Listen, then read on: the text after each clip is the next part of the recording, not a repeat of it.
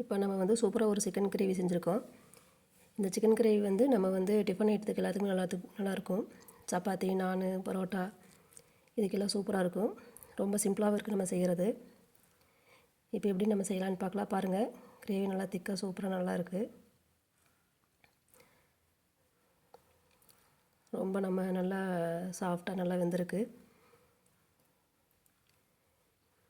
இது வந்து நம்மளுக்கு வந்து பரோட்டாவுக்கு, சப்பாத்திக்கு இதுக்கெல்லாம் சூப்பர் சைட் டிஷ்ஷு. எப்படி செய்யணும்னு இப்போ நம்ம பார்க்கலாம். இதுக்கு வந்து ஒரு 2 ஸ்பூன் எண்ணெய் விட்டுக்கலாம். கொஞ்சமாக சோம்பு தாளிச்சிக்கலாம். பெரிய வெங்காயம் ஒன்று நல்லா கட் பண்ணி வச்சுக்கலாம். இப்படி நீளவாக்கில். பச்சை மிளகா ஒரு 2, கருவேப்பிலை இதெல்லாம் நம்ம இதில் சேர்த்துக்கலாம். நம்ம இதுக்கு மசாலா தூள்னு பார்த்திங்கன்னா நம்ம வந்து வீட்டிலேயே அரைச்சி வச்சுருக்கிற மசாலா தூள் தான் இது சேர்க்குறோம். கறி மசாலா தூள். அதோட லிங்க் வந்து கீழே டிஸ்கிரிப்ஷனில் கொடுக்குறோம். நீங்கள் அதை செக் பண்ணி பார்த்துக்குங்க. அந்த மசாலா தூள் இருந்தால் போதும். நம்ம இந்த மாதிரி தாளிச்சிட்டு டக்குன்னு அந்த மிளகாத்தூள் போட்டு நம்ம குழம்பு சீக்கிரமாக ரெடி பண்ணிடலாம் கிரேவி.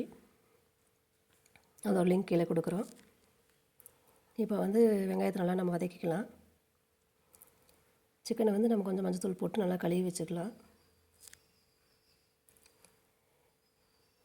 இஞ்சி பூண்டு பேஸ்ட்டு 1 ஸ்பூன் சேர்த்துக்கலாம். நம்ம வந்து சிக்கன் எவ்வளோ எடுக்கிறோமோ அதுக்கு தகுந்த மாதிரி இந்த வெங்காயம், இஞ்சி பூண்டு இதெல்லாம் வந்து நம்ம வந்து அளவில் கொஞ்சம் கூட்டிக்கணும். இப்போ வந்து தக்காளி 1 இதில் சேர்த்துக்கலாம்.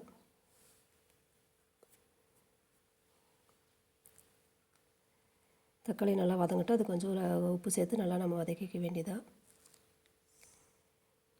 இந்த கிரேவி வந்து நம்ம வந்து டக்குன்னு ஒரு 10 நிமிஷத்தில் நம்ம எல்லாம் கட் பண்ணி வச்சிட்டோம்னா ரெடி பண்ணிடலாம்.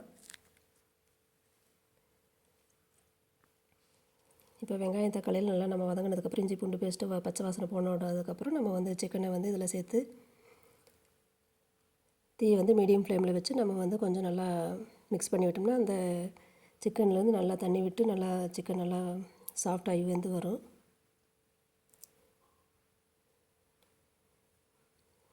நம்ம வந்து தீ வந்து மீடியம் ஃப்ளேமில் வச்சு கொஞ்சம் நேரம் மூடி வச்சு நம்ம வேக வச்சோம்னா கொஞ்சம் நல்லா இந்த மாதிரி தண்ணி விட்டு வந்துடும். இப்போ நம்ம அரைச்சி வச்சுருக்கிற மிளகாய்த்தூள் வந்து இதில் சேர்த்துக்கலாம். இதோட லிங்க் வந்து நான் கீழே கொடுக்குறேன். இந்த மசாலா தூள் வச்சுட்டு நம்ம நான்வெஜ் குழம்புக்கு எல்லாத்துக்குமே நம்ம சேர்த்துக்கலாம். வெஜ் குருமா இந்த மாதிரி அதுகளுக்கும் சேர்த்துக்கலாம். இப்போ பார்த்திங்கன்னா நம்ம ஒரு 2 ஸ்பூன் சேர்த்துருக்குறோம். காரத்துக்கு தேவையான அளவு இதில் நம்ம சேர்த்துட்டு தண்ணி வந்து கொஞ்சமாக அளவாக மிக்ஸ் பண்ணிக்கலாம். இந்த கிரேவி வந்து கொஞ்சம் இந்த மாதிரி கெட்டியாக வச்சா தான் நல்லாயிருக்கும்.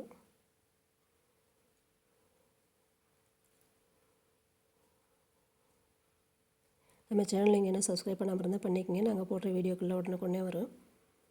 நம்ம போடுற சமையல் எல்லாமே நம்ம வீட்டில் நம்ம சிம்பிளாக டேஸ்ட்டாக செய்கிற சமையல் தான். நீங்களும் ட்ரை பண்ணி பாருங்கள், ஈஸியாக இருக்கும். இப்போ பாருங்கள், நல்லா மூடி வச்சு நம்ம கொஞ்சம் நேரம் வேக வச்சோன்னா நல்லா வெந்துச்சு. இப்போ நம்மளுக்கு வந்து 10 நிமிஷத்தில் டக்குன்னு சூப்பராக ரெடி ஆயிடுச்சு பாருங்கள். டேஸ்ட் ரொம்ப செம்ம டேஸ்ட்டாக இருக்கும்.